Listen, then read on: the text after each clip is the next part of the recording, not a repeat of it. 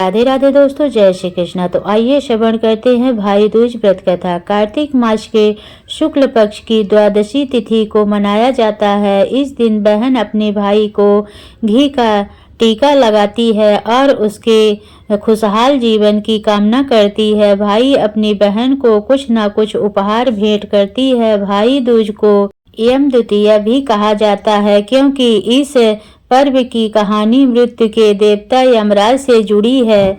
दूज की थाली कैसे तैयार करें? थाली में सिंदूर, फूल, साबुत चावल के कुछ दाने, चांदी का सिक्का, पान का पत्ता, सूखा नारियल या गोला, फूल माला, कलावा, मिठाई, दूब, घास और केला रखें और फिर इस तरह करें पूजा। बहनें सुबह जल्दी उठकर स्नान कर भगवान विष्णु और गणेश जी की आराधना करें।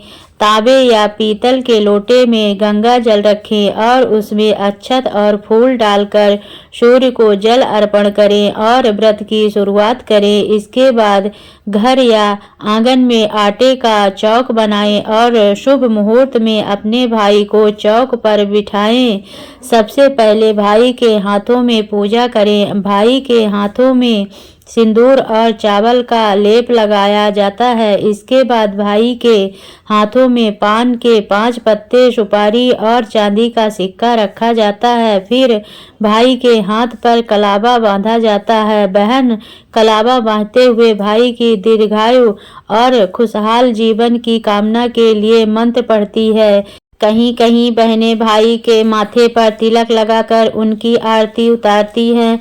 फिर इसके बाद कलावा बांधती हैं। सूर्यास्त के बाद यमराज के नाम का चौमुखी दिया जलाकर घर से बाहर रखें। ऐसा करने से भाई की उम्र लंबी होती है। भाई दूज व्रत कथा। सूर्य की पत्नी संज्ञा से 2 संतानें थी। पुत्र का नाम यमराज और पुत्री का नाम यमुना था। संज्ञा सूर्य का तेज सहन न कर पाने के कारण अपनी छाया मूर्ति का निर्माण कर उन्हें ही अपने पुत्र पुत्री को सौंपकर वहां से चली गई।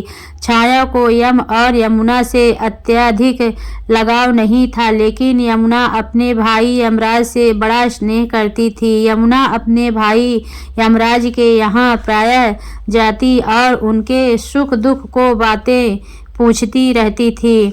यमुना यमराज को अपने घर पर आने के लिए भी आमंत्रित करती, किंतु व्यस्तता तथा अत्यधिक दायित्व के कारण वे उसके घर न जा पाते थे। एक बार कार्तिक शुक्ल द्वितीया को यमराज अपनी बहन यमुना के घर अचानक जा पहुँचे। बहन के घर जाते समय यमराज ने नरक में निवास करने वाले जीवों को मुक्त कर दिया। बहन यमुना ने अपने भाई का बड़ा आदर सत्कार किया, विभिन्न प्रकार के व्यंजन बनाए और उन्हें भोजन कराया तथा तिलक लगाया। यमराज ने चलते वक्त बहन यमुना से मनवांछित वरदान मांगने को कहा। यमुना ने कहा कि यदि आप मुझे वर देना ही चाहते हैं तो यही वर दीजिए कि आज के दिन प्रत्येक वर्ष आप मेरे यहाँ आया करेंगे और मेरा आतिथ्य स्वीकार किया करेंगे। इसी प्रकार जो भाई अपनी बहन के घर जाकर उसका